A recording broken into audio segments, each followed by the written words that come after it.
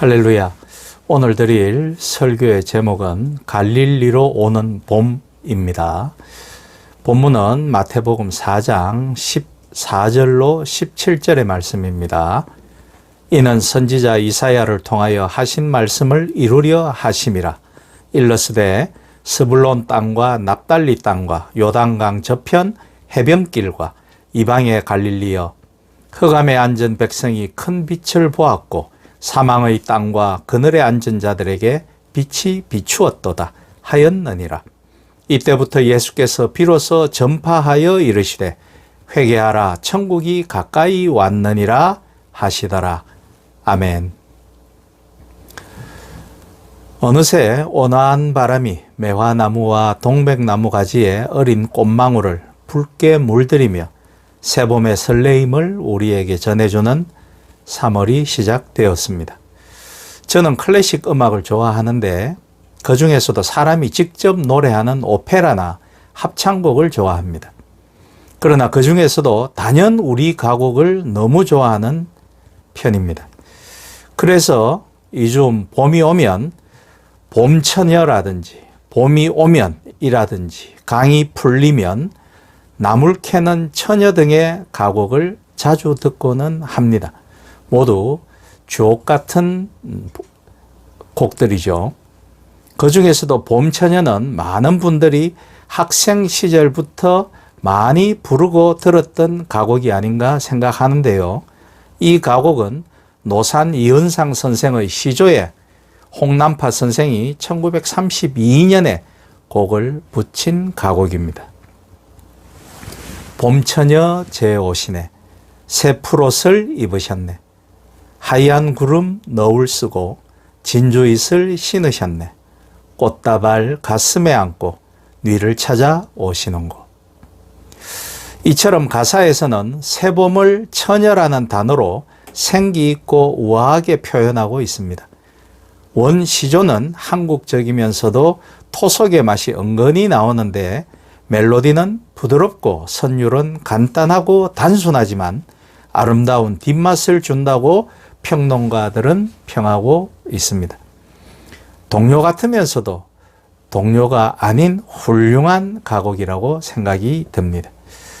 기온에 잎이 다 떨어진 메마른 가지와 바람에 떨고 있는 줄기를 보다가 줄기 마디마디에 새 잎이 솟아나고 온몸을 화려한 꽃들로 장식하는 봄의 자태는 한마디로 아름다운 처녀 그대로일 것이며, 어목한 일제치하의 조국에서 그려보는 독립의 희망을 순결하고 아름다운 봄의 처녀로 표현한 것이 아닐까 생각해 봅니다. 그것을 일찍이 시조로 묘사한 민족 시조 시인 노산 이은상의 표현력이 새삼 대단하다고 느껴지기도 합니다. 최근의 한파로 겨울 장마와 추운 날씨 중에도 기어이 매화와 동백은 꽃망울을 터뜨리고 초록의 냉이와 쑥 등은 새싹을 피워 올리는 것을 느낄 수 있습니다. 끝나지 않을 것 같았던 어목한 겨울의 추위를 이기고 이상 한파 중에도 기어이 봄은 오는구나 싶어 그 꽃송이들과 새싹들이 더 귀하고 소중하게 생각되어집니다.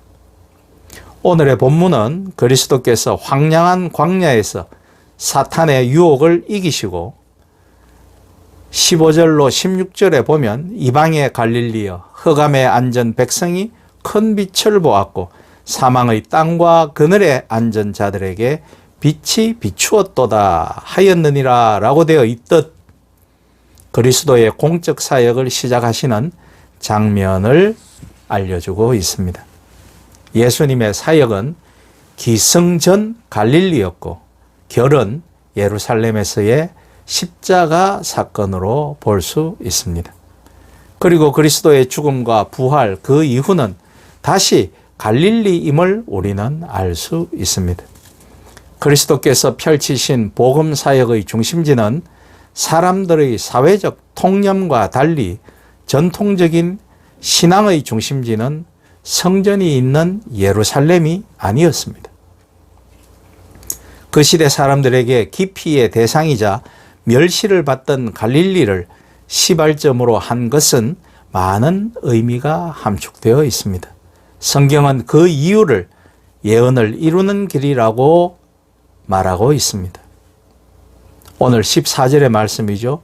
이는 선지자 이사야로 하신 말씀을 이루려 하심이라. 그 당시 이스라엘은 로마에 의해서 유대와 사마리아와 갈릴리 이 세 지역으로 분할되어 통치받고 있었습니다. 헤롯 대왕의 아들인 헤롯 안티파스가 통치자로 군림하고 있었죠. 예수님의 사역과 복음의 선포는 역사적으로 지역적으로 갈릴리와 유대 사이에 사마리아가 있어서 서로 잦은 교류가 어려웠고 그런 까닭에 소외된 지역이라는 지역 감정으로 인한 자괴감과 열등감에 휩싸였던 그들의 존재에 대한 자기각성을 가져왔습니다. 봄의 따뜻한 햇살처럼 등장한 그리스도께서는 종교 이전에 그들에게 자기와 타자에 대해 영, 혼, 육을 지닌 전인적인 존재로서 주체성을 변방에 살고 있는 그들로 하여금 깨닫게 하고 세워주셨습니다. 그것은 자기와 타인에 대한 의식의 대전환을 가져왔고 존재의 혁명을 불러일으켰죠. 23절 말씀에 예수님께서 온 갈릴리에 두루다니사 저희 회당에서 가르치시며 천국 복음을 전파하시며 백성 중에 모든 병과 모든 약한 것을 고치시니 라는 말씀이 바로 그것입니다. 예수님은 특별히 회당에서만 메시지를 선포하시지 않으셨습니다. 사람들이 있는 곳이라면 그는 어디로든 가셨습니다. 때로는 자연 환경을 비유로 삼아 쉽고 간결한 가르침을 사람들에게 전했습니다. 그 결과 갈릴리 사역을 통해 수많은 사람들이 그분을 영접하였고 동시에 예수님의 세력을 시기하는 기존의 종교와 권력의 기득권층들의 반발로 인해 갈등과 대결 국면은 점차 확대되어 간 것입니다. 그렇게 예수님은 얼어붙고 소외된 갈릴리의 봄으로 오신 것이죠. 따뜻한 햇살 더불어 영적인 봄으로 소망의 꽃다발을 안고 오셨습니다. 이방의 갈릴리에 흑암에 앉은 갈릴리 백성들에게 큰 빛으로 오셨습니다. 오늘 본문 15절에서 말씀하시듯 사망의 땅 갈릴리, 그늘에 앉은 갈릴리 백성에게 생명의 빛으로 오셨습니다. 이는 700여 년 전에 이미 이사야 선지자의 영감 속에 예언된 갈릴리의 봄을 성취시키는 일이었습니다.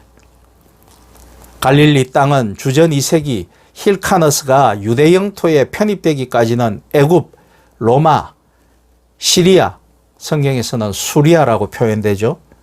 등 외국의 지배 아래 있었습니다. 그래서 저들의 언어까지도 달랐음을 보게 됩니다. 마태복음 26장 73절에 보면 조금 후에 곁에 섰던 사람들이 나와 베드로에게 이르되 너도 진실로 그 도당이라 네 말소리가 너를 표명한다 하거늘 이라고 되어 있어 저들은 유대인들에게 혼혈아 취급받는 또 이방인 취급을 받는 수모를 겪어야 했습니다.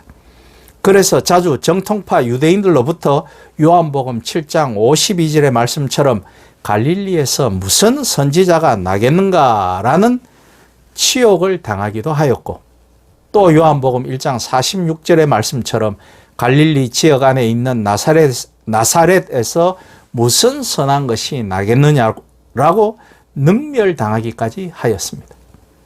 그러면서도 이러한 역사의 파란 때문에 저들은 오히려 더 나라를 사랑하는 애국자가 되었고 하나님을 사랑하는 신앙의 열정이 깊었던 것이죠. 그리고 항거하는 갈릴리인의 강한 기질이 거기로부터 생긴 것입니다. 그럼에도 예수님은 유대 베들레헴에서 출생하셨고 북쪽의 나사렛에서 사셨고 갈릴리에서 그의 천국 복음 사역을 시작하셨습니다. 주님은 세계 선교의 출발지로 갈릴리를 삼으신 것입니다. 즉 복음 전파의 발상지를 갈릴리로 삼았다라는 것입니다. 그로부터 700년 전에 이사야가 예언한 말씀, 전에 고통받던 갈릴리, 멸시를 당하던 갈릴리의 스불론 땅과 납달리 땅, 해변의 길과 요단 저편 이방의 갈릴리를 영화롭게 하였다고 하였습니다. 흑암에 행하던 자들에게 큰 빛을 보게 하고 사망의 그늘진 땅에 거하던 자들에게 먼저 빛을 주신 것이죠. 예수님께서는 바로 흑암에 행하던 죄인들을 가장 척박하고 손가락질 당하며 자존감이 떨어진 비참한 사람들이 사는 곳, 이방의 갈릴리라고 유대인들에게 불렸던 곳, 그곳에 빛의 봄, 구원의 봄, 생명의 봄으로 오신 것입니다. 예수님은 따뜻한 생명의 봄으로 오셨습니다. 세상의 빛으로 말씀입니다. 그래서 요한복음 8장 12절에서 말씀하시길 나는 세상의 빛이니 나를 따르는 자는 어둠에 다니지 아니하고 생명의 빛을 얻으리라고 하신 것입니다. 그렇게 구원의 봄으로 예수님은 갈릴리로, 아니 온 인류에게 오신 것입니다. 17절에 보시면 이때부터 예수님께서 비로소 전파하여 이르시되 회개하라 천국이 가까이 왔느니라 하시더라고 하였습니다. 갈릴리에서 시작된 예수님의 첫 번째 말씀 내용이 바로 하나님의 나라였습니다. 그리스도께서는 부활 후 40일 동안을 하나님 나라를 설파하였다고 사도행전 1장 3절은 밝히고 있습니다. 주님의 비유 중에 대부분이 하나님의 나라에 대하여 말씀하십니다. 예수님의 설교 중에 하나님의 나라라고 하는 말이 100회 이상이나 사용되고 있습니다. 바로 하나님의 나라는 복음의 열쇠였습니다. 복음의 전 내용이었습니다. 그 하나님의 나라가 갈릴리에서 시작된 것입니다. 이방의 땅 갈릴리, 척박한 땅 갈릴리, 능멸당하는 땅 갈릴리에서 말씀입니다. 누구든지 회개하면 이 천국의 복음을 소유할 수 있다고 하셨습니다. 로마 제국의 통치가 아닌 하나님의 통치가 갈릴리에 도착한다고 하였습니다. 예수님은 갈릴리에서 하나님의 나라를 시작하셨습니다. 옛날에 여러 제국의 제왕들이 수많은 군마를 타고 창을 들고 활을 짊어지고 검을 빼어들고 북을 치고 나팔을 불면서 갈릴리를 피로 물들이며 침략했던 것들과는 너무나도 판이한 새로운 통치자의 임함이었고 새로운 나라의 시작이었습니다. 가난한 자에게 구원의 복음을 주셨습니다. 포로된 자에게 자유의 봄을 주셨습니다. 눈먼 자에게 다시 보는 빛의 봄을, 눌린 자에게 해방의 봄을 가지고 오셨습니다. 그의 소문이 온 수리아와 갈릴리와 데가볼리와 심지어 예루살렘과 유대와 요단강 건너편까지 들렸다고 성경은 기록하고 있습니다. 그래서 수고하고 무거운 짐진 인생들이 이 갈릴리의 봄 소식을 듣고 몰려들었다고 본문 이후의 절 4장 24절로 25절은 기록하고 있습니다. 예수님께서 가지고 오신 천국의 복음이 갈릴리의 봄을 꽃피우고 있었던 것입니다.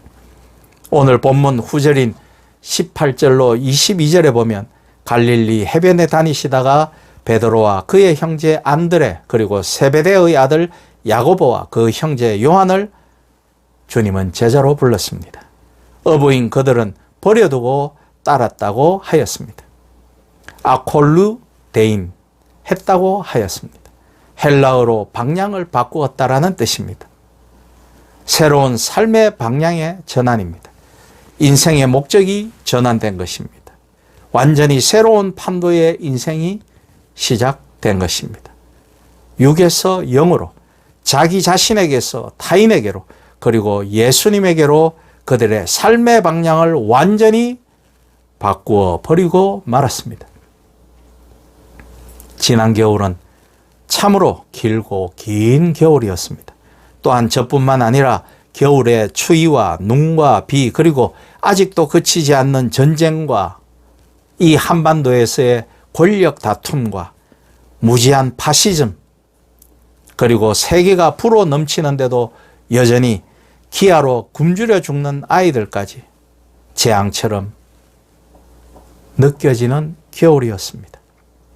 환난 날이 그 겨울이 되지 않도록 기도하라고 하신 주님의 말씀이 생각났습니다. 그래서 사람들은 겨울이 끝나기를 기대합니다. 이제 하얀 눈에 대한 아름다운 정서가 불안과 공포로 변했습니다. 이제 우리는 3월을 맞이하고 있습니다. 도처에서 새봄의 기운들이 일어나고 있음을 봅니다. 이번 겨울이 힘들고 지치게 했던 것만큼 봄에 대한 우리들의 기다림이 더 간절해지고 있습니다. 그래서 금년의 봄은 우리에게 더욱 반가운 계절이 될 것입니다. 봄은 새로운 시작과 출발의 계절입니다. 봄은 약동의 계절이며 부활의 계절입니다.